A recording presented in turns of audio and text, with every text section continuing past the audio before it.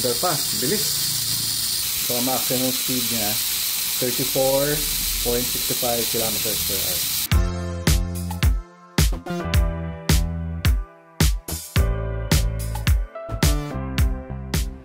Sa video natin na nakaraan dun sa unboxing ng pagbukas ng pit box, isa sa mga nakita natin yung mga motors na ginamit natin ng araw. So ang next project natin doon sa video na to, test natin isa-isa, titignan natin kung ano pa yung mga motors na umaandar, ano yung mga stock up. So ito-test natin isa-isa. So lahat ng mga umaandar pa pagkatapos ng testing dito natin nilalagay sa right side, tapos yung mga stock up dito natin nilalagay. So gagamitin natin para malinis o mapatakbo pa yung mga motors. Meron tayong mga gagamitin. Suggestion lang naman to. So iba-iba yung mga maaring kayo may sarili ka idea. Pa-comment na lang kung paano nyo nililinis yung mga motors o paano nyo nire-rehab. So una-una, gamit tayo ng compressed air. Ayan. Tapos WD-40. Yung regular na WD-40 to. Tapos WD-40 na contact cleaner. So magkaiba yung regular na WD-40 saka yung WD-40 na contact cleaner. Tapos nung araw ginagamit natin yung Singer na all-purpose oil lang. So pero ngayon ang dami na lumalabas ng mga lubricant. So isa tong mga to yung Pioneer na lubricating spray. So maraming ibang brands diyan. Nakita ko yung iba ginagamit yung Loctite.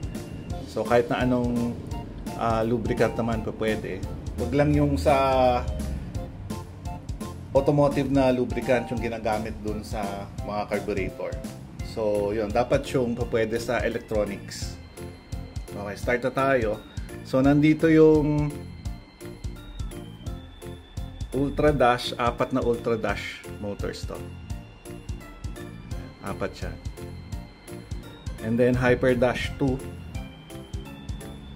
Dalawa yung Hyper Dash natin.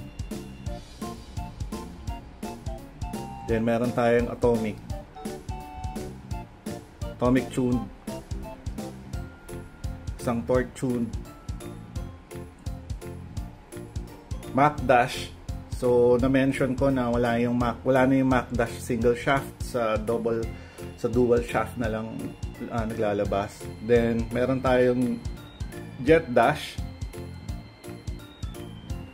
and Plasma Dash dun sa upgrade motors. Tapos meron tayong dalawang stock motor, yung Mabuchi motors. So kung nakikita natin, hindi natin kung makikita. Yan, nakalagay Mabuchi motors. Ito Mabuchi motor din to. Okay. So testing natin yung isa.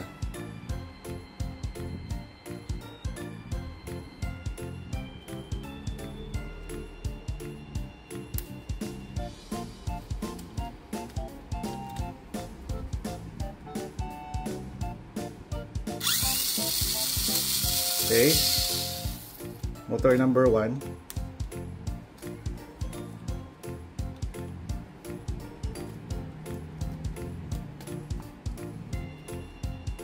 Since umaandar siya, dito natin ilalagay. Motor number 2.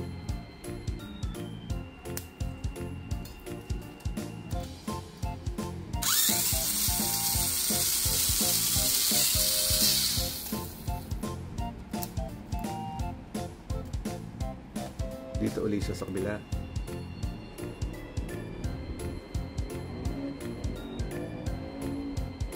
Ultra Dash number 3.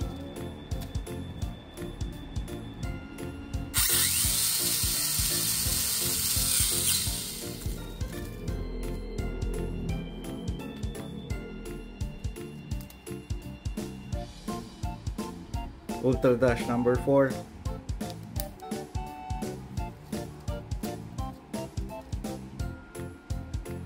Lock natin. Yan.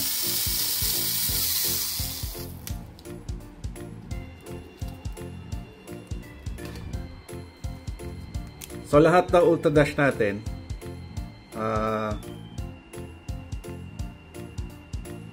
tumatakbo pa. Pero nung na-mention ko, kung hindi na siya ginagamit ngayon, except for sa ultra jeepney na category. So ang highest na motor na lang pwedeng gamitin yung sprint dash dun sa single shaft. So tingnan natin yung unang hyper dash.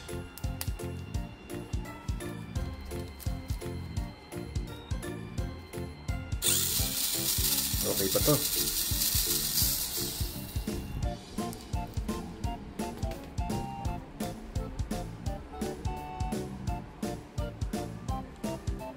Yung pangalawang ultra dash.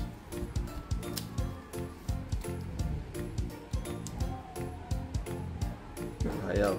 So stock up to. Dito natin ilalagay sa left side.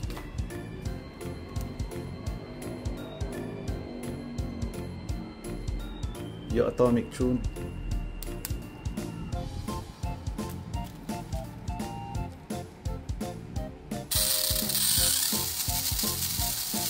Okay pa. So lagay natin sa right side.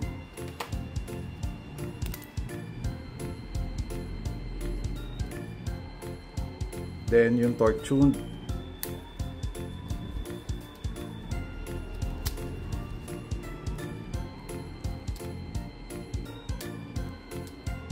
Ayaw. So lalagay natin sa left side ulit.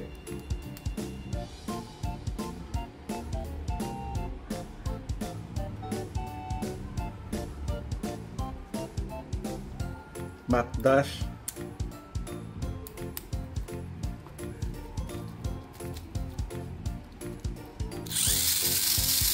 Ma-under pa yung Mach dash.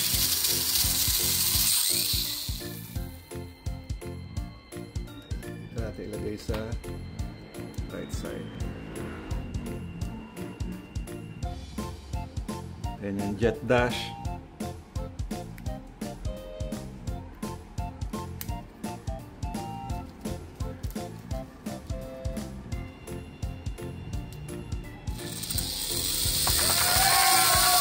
Ma-under pa.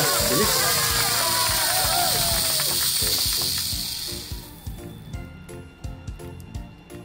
Lagay natin dito. Lagay natin sa right side.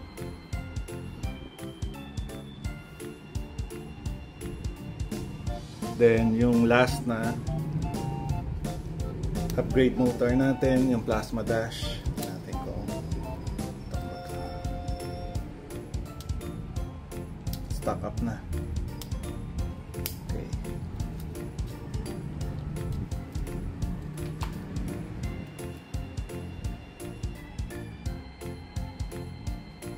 So, aside from sa Ultra Dash na hindi na ginagamit sa mga official races, except nga dun sa Ultra Jeepney, yung Jet Dash saka yung Plasma Dash, hindi na rin siya ginagamit sa official races. So, gagawa ko ng video kung bakit, alamin natin kung bakit hindi na sila ginagamit sa official races. So, abangan nyo na lang yung video natin.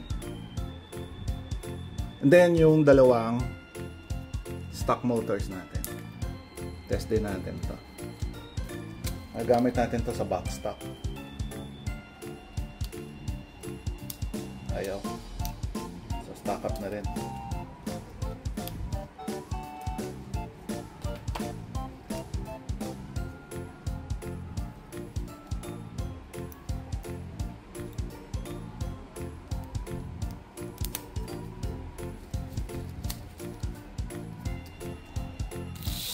Oh, okay. Magana pa siya. Then, lalagay natin dito sa right side. So, ngayon, meron tayong 4 na motors na stock up. And then, meron yung iba gumagana pa. Pero, syempre, since matagal siyang nakatago over 20 years, so, syempre, hindi natin pwedeng patakbuhin siya sa track agad. So, kailangan i-recondition natin siya and then testingin natin kung okay pa. Kasi hindi natin makikita yung mga brushes sa loob eh. So, hindi naman natin pwedeng buksan dahil otherwise, ano na yan, tampered na motor na yan. So, ang gagawin natin dito, unahin natin yung mga stock up na motor. So ang gagawin natin, sprayan muna natin ng konting WD-40, then pababayaan lang muna natin for a few minutes para lang matest uli natin kung effective yung WD-40, yung regular na WD-40.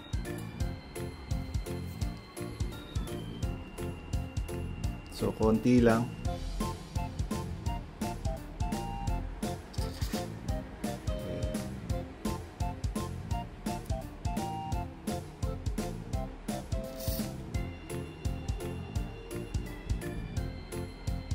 So yung design talaga ng plasma, makikita ninyo, nakabukas talaga siya for maximum na cooling. Ayan, so makikita, halos makita mo na yung mga brushes doon sa loob. So yun lang yung lalagyan natin ng WD-40.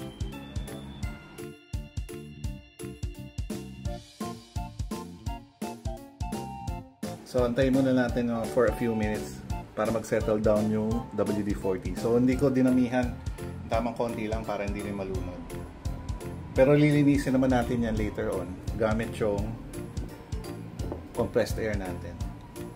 So ngayon, doon sa mga umaandar naman, ang gagawin natin, i-spray natin ng contact cleaner.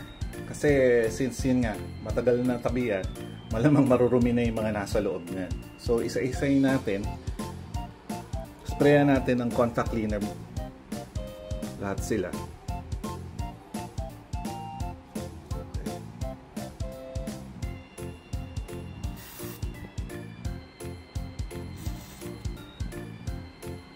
So, pwede naman nating ibabad ito, pero ayoko kasi ibabad eh. So, kanya-kanya naman ng ano yan, ng style yan, kung ano gusto nyo gawin.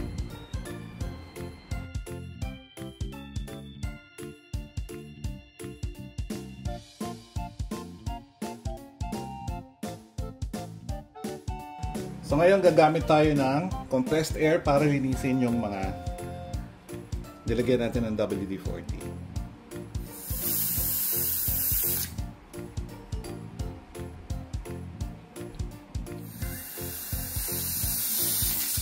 Lalabasin natin yung mga excess na WD-40 na galing sa loob.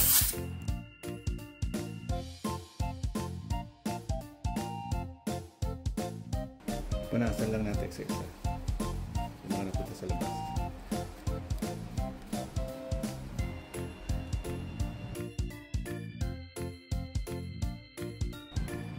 So next step, itetest natin sa isa. Kung sino man sa kanila yung gumagana pa, saka natin nilalagyan ng contact cleaner. So yung iba na hindi gumagana, try uli natin ng another round pa ng WD-40 para ma-determine natin kung talagang stock up na siya.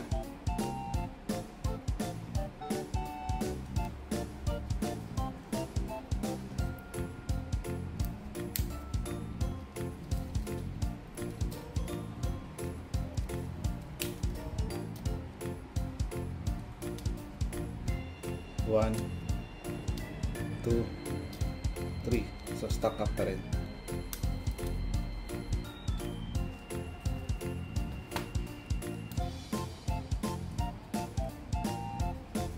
Next.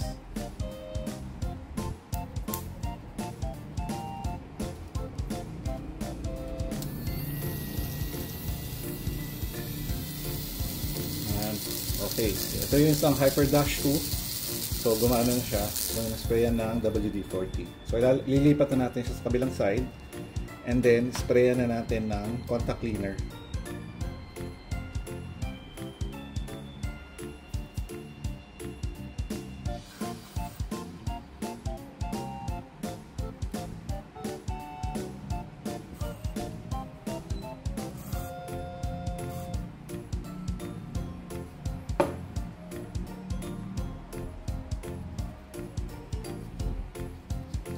Isang stock motor, tignan natin. Effective.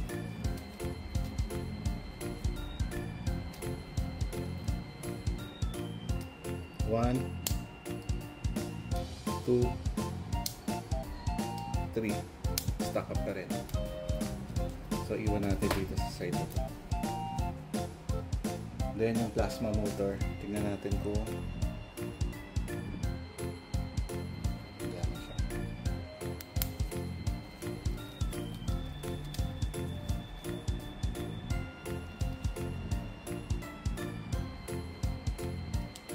1, 2, 3. Stuck up pa rin. So mamaya try uli natin. Gawa natin ang paraan kung paano siya mapapaandar ulit. So pagkatapos ng ilang minuto, linisin natin yung mga nilagyan natin ng contact cleaner.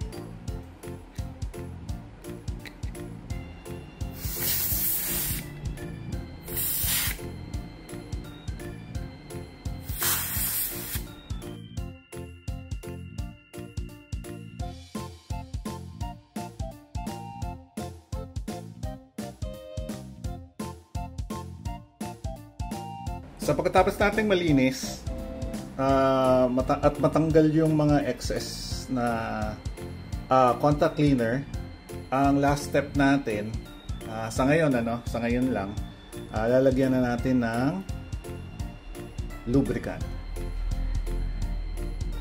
So ito.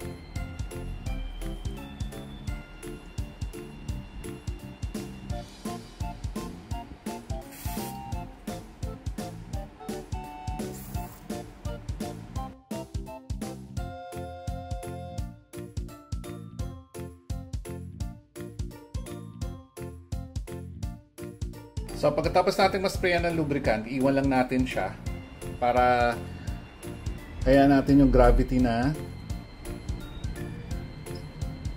pababain yung mga excess na lubricant na nasa loob, and then saka natin uli lilinisin sa labas. After nila matuyo, saka malinis yung surface, testingin uli natin yung isa.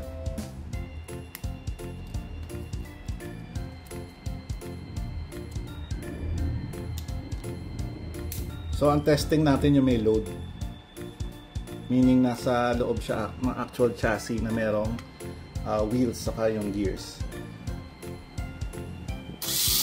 So meron tayong speed checker dito, check natin. Yun o. So maximum speed niya 34.65 km/h. So sa Ultra Dash kasi to, kaya siguro pero since gamit na siya, yung peak siguro niya yun na. So unlike dun sa mga bagong motors, so ito try natin yung medyo lower. So Atomic Tune pala.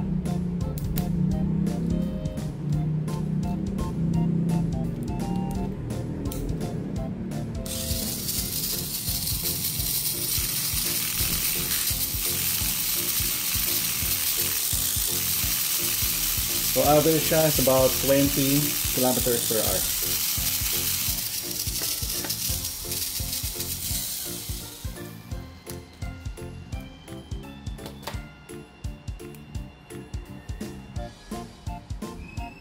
So yun.